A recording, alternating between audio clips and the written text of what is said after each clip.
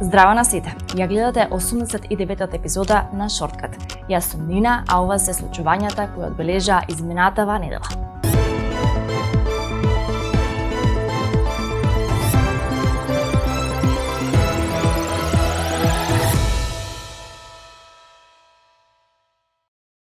Викендов се одржа четвртата парада на гордоста во Скопје. Учествуваа стотици граѓани кои парадираат паркот Жена Борец до стадионот на Арама.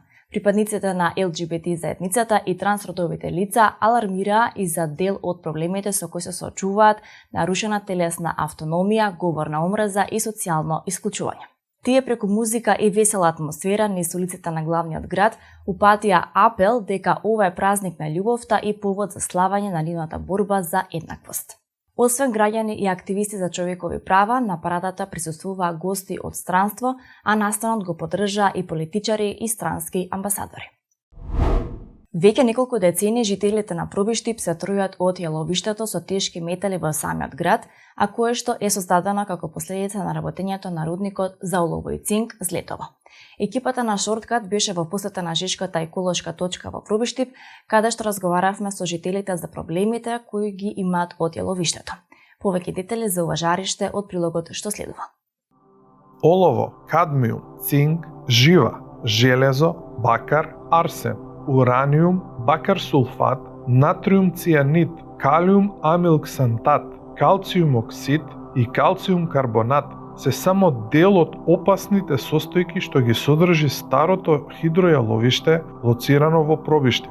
Тешките метали, опасни по човековото здравје и животната средина, се лоцирани спроти градскиот пазар и куќите на жителите на Пробиштип на самиот влез во градот. Тука се депонирани 12 милиони тони хидројаловина. Целото јаловиште не е оградено, а на самата локација забележавме како десетина кози непречено пасат од растенијата изникнати во јаловиштето. Во јаловиштето има и бразди создадени од врнежите, кои јаловината богата со тешки метали ја носат директно во водите на киселичка река што минува покрај него.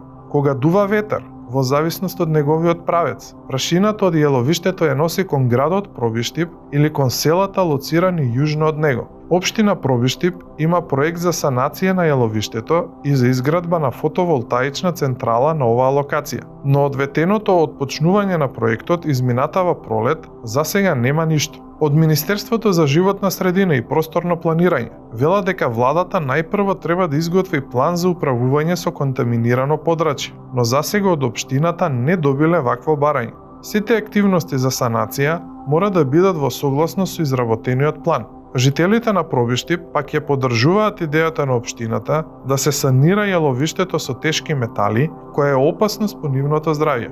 Шом се санира јаловиштето да се покрие со одреден слој на чисто земјиште, после тоа може да се користи за фотоволтаици. Значи, или друга намена. Битно е да се покрие. Неговиот сограѓанин Зоран Кузманов вели дека идејата на општината за да се санира јаловиштето и да се изгради фотонапонска електрана е одлична, бидејќи градот си има проблеми со Жешката еколошка точка. Идејата е одлична, ама не знам дали ќе дозволе Советот да тоа пројде. Инаку, идејата е одлична. Тоа е стварно големо жариште за болести. Jednostavno, оловната прашина е нешто многу лошо е пред за секој организм. Акција на терен за решавање на проблемот со јаловиштето во Пробиштип е итно потребна, бидејќи уште испитувањето од 2008 година, направено со помош на Меѓународната агенција за соработка на Јапонија, покажало присуство над дозволените параметри на тешки метали во почвите, подземните и речните води, но и во земјоделските култури што се одгледуваат околу јаловиштето. Од проблемот со жителите на Пробиштип се префрлуваме на проблемите на студентите. Истражувањето на Институтот за стратешки истражувања и едукација покажа дека 20% од студентите во земјава сметаат дека корупцијата е многу или екстремно многу распространата на факултетот на кој студираат.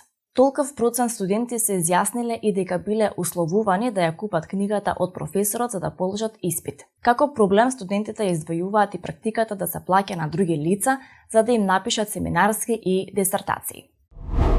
Ова епизода завршуваме со вест која оди во прилог на заштитата на природата. Националниот парк Шар-планина донесе одлука за забрана за движење на моторни возила надвор од дозволените патишта во заштитеното подрачје. Забраната важи за секое движење во природа, освен во населените места и на постојните патишта, а целта е да се заштитат природните вредности од деградација и уништување, да се овозможи мир за дивите животни, заштита на приватните ресурси и уживање на љубителите на природата.